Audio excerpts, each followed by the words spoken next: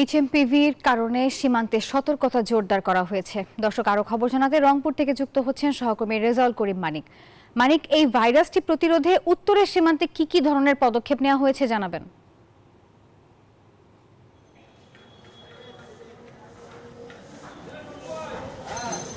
নাফিসা, যেমনটি খবরে শুনছিলাম যে অর্থাৎ বাংলাদেশে একজন ব্যক্তি এইচএমপিভি ভাইরাসে আক্রান্ত হয়েছে, অর্থাৎ চীনে আতঙ্ক ছড়ানো এই ভাইরাসটি নিয়ে উত্তরের যে অর্থাৎ রংপুর বিভাগের 4টি যে স্থলবন্দর রয়েছে, সোনাহাট, হিলি, বুড়িমারি এবং বাংলাবান্ধা, এই 4টি স্থলবন্দরে কিন্তু সতর্কতা জারি করা হয়েছে। আমি কথা বলেছি হিলি ইমিগ্রেশনের ওসি আরিফুল ইসলামের সাথে। তিনি বলেছেন যে তারা লিফলেট বিতরণ থেকে শুরু করে হ্যান্ড স্যানিটাইজার থেকে শুরু করে সমস্ত কার্যক্রম তারা চালু করেছে এবং আগামীকাল থেকে যে হিলি পোর্টে অর্থাৎ বিশেষজ্ঞ চিকিৎসক দল কাজ করবে এই ভাইরাস শনাক্তের জন্য।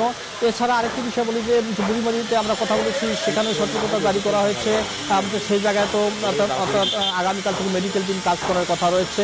পাশাপাশি বাংলাবান্ধায় থেকে এবং সোনাহাটেও কিন্তু আমরা কথা বলেছি, সব জায়গায় খবর নিয়েছি, সব জায়গাতেই বিশেষ সতর্কতা জারি করা হয়েছে এবং এই ভাইরাসটি যাতে কোনোভাবেই ছড়িয়ে পড়তে না পারে সেই ধরনের সব ধরনের উদ্যোগ স্থলবন্দরগুলোতে নেওয়া হচ্ছে। তারা বলছেন যে করোনা ভাইরাসের মতোই অর্থাৎ নিউমোনিয়া, ব্রঙ্কাইটিসে আক্রান্ত হতে পারে শিশু এবং বয়স্করা, অর্থাৎ যাদের অর্থাৎ শরীর রোগ প্রতিরোধ ক্ষমতা অর্থাৎ কম, তাদেরই কিন্তু এই ভাইরাসটি আক্রান্ত হওয়ার সম্ভাবনা বেশি রয়েছে। তবে আতঙ্কিত না হওয়ার পরামর্শ দিয়েছেন রংপুর বিভাগীয় স্বাস্থ্য বিভাগের ডাইরেক্টর। তিনি আমাদেরকে বলেছেন যে অর্থাৎ খুব আতঙ্ক হওয়ার কিছু নাই, এটি অর্থাৎ ঠান্ডাজনিত রোগের মতোই একটি রোগ, অর্থাৎ নিউমোনিয়া।